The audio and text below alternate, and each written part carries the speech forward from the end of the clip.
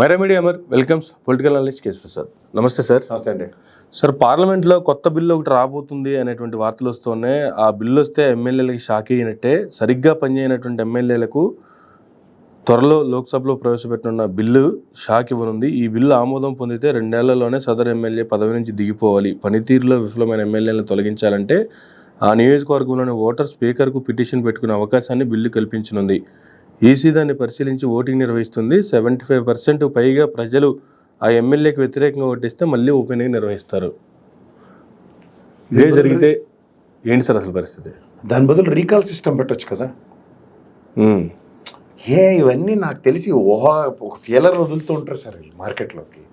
జమిలీ ఎలక్షన్స్ ఈ నేపథ్యంలో దే వాంట్ టు కాంకర్ ప్రజల యొక్క మన్నలను పొందాలి. ఈ ప్రజాస్వామ్యంలో ఈ ప్రభుత్వం పెద్ద తీసిమార్కాని ప్రభుత్వం, ఇది అందరి గురించి ఆలోచించేసి ప్రజలకి వెసులుబాటు క్రియేట్ చేస్తున్నట్టుగా బిల్డప్లు ఇచ్చుకొని కాలక్షేపం చేస్తున్నారు. ఓకే సార్, 2 years పర్ఫార్మెన్స్ అన్నది ఈ రోజు దాకా నేను మీరు కాదు కదా, నేను మొదటి నుంచి మొత్తుకుంటున్న ఎలక్షన్ కమిషనే కదా.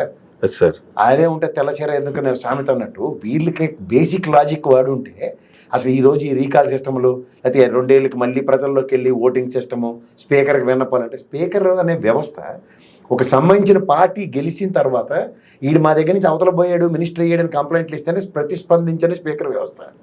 గౌరవ సుప్రీంకోర్టులు ఇచ్చిన వ్యవస్థకే సుప్రీంకోర్టులు ఇచ్చిన డైరెక్షన్స్ ని ఫాలో అవ్వని స్పీకర్ వ్యవస్థ. ఇన్ని క్లియర్గా కనబడుతుంటే ఏం చెప్పాలా? అవి ఏమైనా అర్థం ఉందా అలాంటి బిల్లులకి? 2 ఏళ్ళని ఎందుకు భరించాలి అసలు? ఫస్ట్ ఆఫ్ ఆల్ అది మేనిఫెస్టోలో ఏమి ఇస్తున్నాడో ఎమ్మెల్యే గారు ఇది చేస్తానని నియోజకవర్గానికి అని చెప్పిన తర్వాత ఫ్రమ్ ద డే 1 నుంచి ఎగ్జిక్యూషన్స్ ఏవి? అయితే గవర్నమెంట్ రాగానే స్వేరింగ్ ఇన్ సెరమనీ అయిన ఫస్ట్ సెక్షన్లోనే అసెంబ్లీలో ఈ నియోజకవర్గానికి ఇంత అలాట్మెంట్స్ ఇస్తున్నాం, నీ ప్రపోజల్ ప్రకారం మీరు కన్సిడర్ చేసి పార్టీ నియమావళి దీని ప్రకారం ఇదని చెప్పానండి. ఇవి కదా యాంటిసిపేట్ చేస్తుంది. ఇవేవి కాకుండా 2 ఏళ్ళకి మళ్ళీ ఆ హౌస్ వచ్చి పిలిచి మళ్ళీ కొత్త ఎన్నుకుంటే ఆడు మళ్ళీ ఏం చేస్తాడు? మళ్ళీ రీకాల్ సిస్టమేనా? మళ్ళీ 2 ఏళ్ళు తెలుగు తక్కువతనానికి నిదర్శనాలు ఇవన్నీ. తీసేసిన తహసీల్దార్ గారితో చట్టాలు చేస్తే ఇలాగే ఉంటాయి. ఏంటంటే ఇది జస్ట్ ఒక మ్యానిపులేషన్ అన్నమాట. మసిపూసి మ్యారడికే చేసి చూసారా రీకాల్ సిస్టమ్ కూడా తీసుకొచ్చింది ప్రజాస్వామ్యంలో ఈ ఎన్డీఏ ప్రభుత్వం అని ఒక టపాచిపుత్ర కబుర్లో చెప్పాలి. అటర్ నాన్ సెన్స్ అది. క్లియర్గా ఎలక్షన్ కమిషన్కే సర్టన్ డిస్క్రిషన్స్, వాళ్ళకి ఎలాగో ఇండిపెండెంట్ బాడీ, వాళ్ళకి సూపర్లేటివ్ డిస్క్రిషన్స్ ఉన్నాయి, వాడమని చెప్పండి. మేనిఫెస్టోని పట్టుకుని చిదికి ఉతకేసి అవతలిసారు ఫస్ట్ తమాసాలకు ఉందా అని. ఇవి 2 బడ్జెట్లు, బిఫోర్ ఎలక్షన్ బడ్జెట్ ఇది, ఎలక్షన్ నిర్వర్తించిన ముందు సంవత్సరం బడ్జెట్ ఇది. ఈ ఫైనాన్సెస్ ఎట్లా ఉంటాయి, దీనికి ఎబిలిటీ ఎక్కడి నుంచి వస్తుంది, క్యాపబిలిటీ అది ఫస్ట్ మాతో చర్చించి ఈ ఫైనాన్సెస్కి ఇంత మేము చేస్తామని చెప్పమనండి. అలా నియోజకవర్గాల వారిగా 175 నియోజకవర్గాలు ఐడెంటిఫై చేయండి మీ పార్టీ పరంగా. ఇవి మేము ఫస్ట్ ప్రయారిటీ, ఫస్ట్ 2 years ఇవి చేస్తాం, 3 years ఇది చేసి దాని కంటిన్యూషన్ ఎట్లా ఉంటాయి. ఇవి ప్రతి నియోజకవర్గంలో ఎమ్మెల్యే నామినేషన్ పత్రాలతో పాటు అటు సబ్మిట్ చేసిన దాన్ని స్క్రూటినీ చేసి గత 4 ఏళ్ళు బట్టి 4 టర్ములు బట్టి ఎమ్మెల్యే గారు పీక్ పందిరేసింది ఇది నియోజకవర్గాల వారిగా. ఇది దీని ప్రామాణికంగా వీళ్ళు ఈ నామినేటెడ్ క్యాండిడేట్స్ వీళ్ళు నిలబడుతున్నారు పార్టీల తరఫున, మీరు ఓట్లు వేసుకోండి. ఇది డిస్ప్లే చేస్తే వెళ్ళి చూసి తరించి సస్తం. దిక్కుమాల ఏజెంట్లను పెట్టి ఈడు టిక్ పెట్టి అల్లాడు ఈడికి చెప్పి ఈడాడు చొక్క పెట్టి ఈడు సంతకం పెట్టి ఈ దివసాలు పెట్టుకోమని అందులో కూర్చొని ఒక దిక్కుమాల డబ్బాలను ఆ దరిద్రకోటి ఈ వీవీప్యాడ్లను. బుర్ర తక్కువ ఎలక్షన్ ప్రొసీజర్ అది. బుద్ధి జ్ఞానం ససవతానానికి నిదర్శనం అది. దాన్ని మనం డెమోక్రసీ బయటకు వచ్చి ఫోటో తీయండి, ఇక్కడ డబ్బాలో నిలబడి ఓటు వేసిన ఫోటో తీయండి, ఇది మీ ఫేస్బుక్లో అప్లోడ్ చేయండి. ఈడేసిన ఓటు ఏటో కూడా అడిగే తెలియదు. అడిగి కనబడిన బొమ్మ ఒకటి గెలిచేది ఒకటి. దానికే కదా మన అమరావతి మహారాష్ట్రలో శవ దహనం చేసినట్టు తీసుకెళ్లారు ఆ ఏవిఎం ప్యాడల్ని. వాళ్ళని ఏమైంది? ఎవడొచ్చాడు మనకి? దిక్కు దివానా లేని నిరుపయోగమైన నిస్సహాయ స్థితిలో ఉన్న ఎలక్షన్ కమిషన్ మళ్ళీ వార్నింగ్ లోటి. అరే ఇది డెమోక్రసీ, ఇయర్స్ టుగెదర్ ఇదే చస్తుంటే దానికి అనుమార్పులు సంతరించుకునే దగ్గర మీకున్న డిస్కషన్స్ వాడండి అయ్యా అంటే వాడకపోతే ఎవరు రెడీ చేస్తారు? ఉన్న వాటిని వాడుకోవడం మళ్ళీ కొత్త తీసుకొచ్చి పెట్టి 2 ఏళ్ళ తర్వాత మళ్ళీ ఎలక్షన్ పెట్టి 75% అట పోలింగే 50-60 ముక్కు మూలికి సస్తున్నారు. ఒక పక్కన 75% పోలింగ్ మళ్ళీ కండక్ట్ చేసి ఎలక్షన్ అట. ఎవరికండి టైం వేస్ట్ కార్యక్రమాలు చేస్తారు? నాకు అర్థం కాదు. కంప్లైంట్ ఇచ్చి ఇవ్వగానే స్పీకర్ చెప్తారు ఏదో నీ మీద కంప్లైంట్ వచ్చింది, రీఎలక్షన్కి వెళ్ళేలాగా ఉంది అనగానే ముఖ్యమంత్రి 10 పడిసాడు మొఖానికి వెళ్ళి తగలెట్టుకొని ఊర్లో అనగానే అయిపోయింది.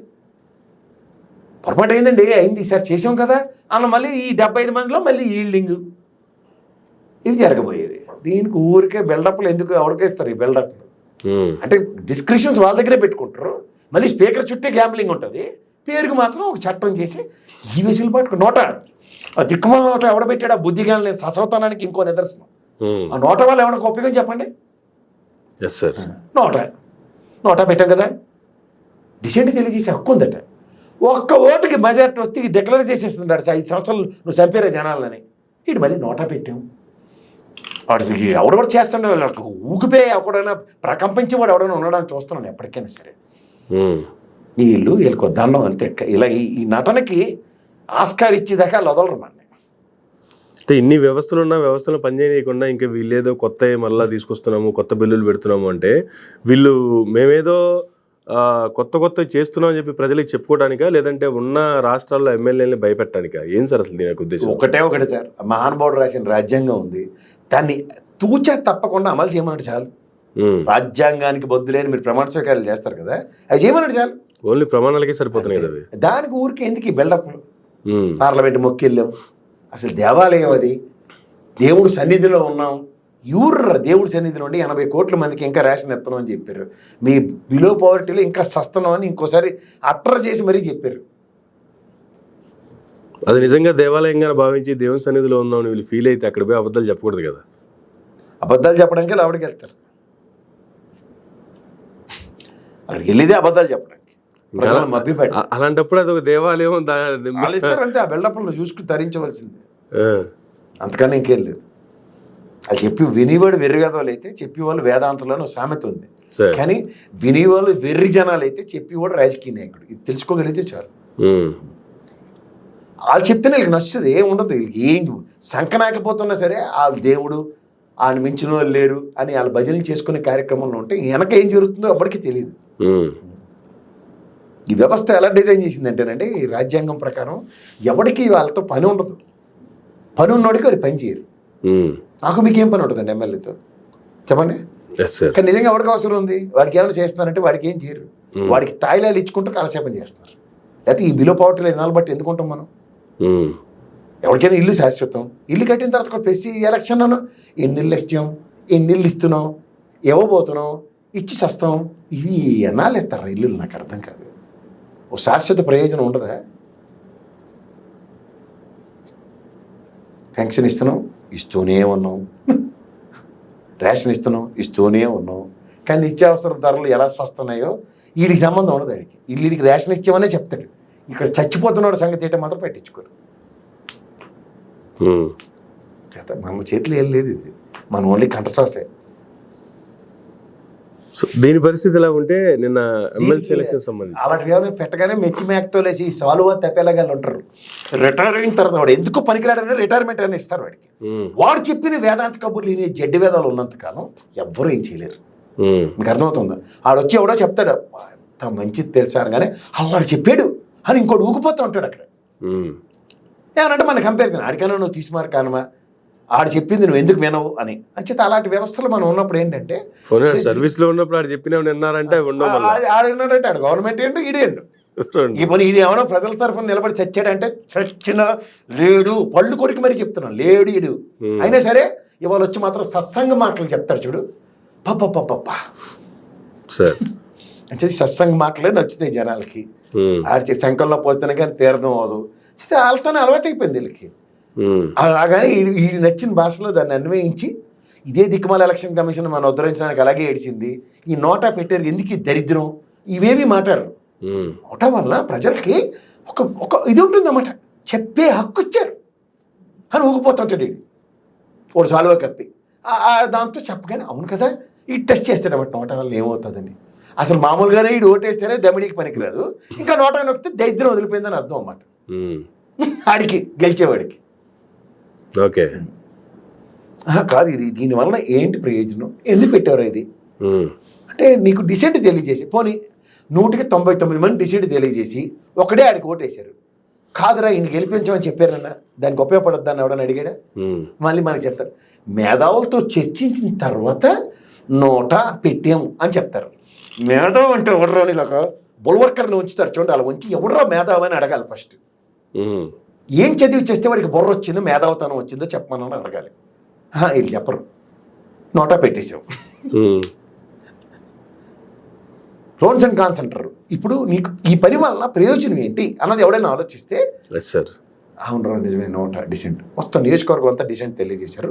పొరపాటున పోస్టల్ బ్యాలెట్లో ఒకడెవడో ఓటేసాడు. అవన్నీ 5,000 ఎత్తుకుని వెళ్ళిపోయే బ్యాచే కదా. ఆ దైద్యులను కూడా మార్చలేరు కదా. ఆ దైద్యులు 5,000 10,000 ఎత్తుకుని పోస్టల్ బ్యాలెట్లు వేస్తారు. ఆడి సంగతి మనకి చేతిలో లేదు. ఆడికి నోట ఆప్షన్ ఉందా? ఉంది. ఆ టిక్ పెడతాడా? పెట్టడు. ఓకే. ఆడికి విశ్వాసం చాటుకునే హక్కు ఇస్తారు. మరి ఎందులో పెట్టరు నోట? ఇలాగే అన్నమాట. 2 సంవత్సరాలు స్పీకర్కి మళ్ళీ చెప్తేట ఆ డిసెంట్ 75% మళ్ళీ ఓటింగ్ పెట్టి ఏది ఎలక్షన్ కమిషన్ బుద్ధ భవనంలో బాగా బుద్ధుని చూస్తూనే ఉంటారు రోజు శాంతి కోసం. శాంతియుత వాతావరణం అదే చెప్తారు మళ్ళీ ఎలక్షన్ శాంతియుత వాతావరణంలో మాసాడి బ్రహ్మాండంగా ఎలక్షన్ జరిగిందని చెప్తే అలవాటు పడ్డారు వీళ్ళు. 78 ఏళ్ళు బట్టి అదే అలవాటు కంటిన్యూ చేసుకోమని ఏం పర్లేదు సార్.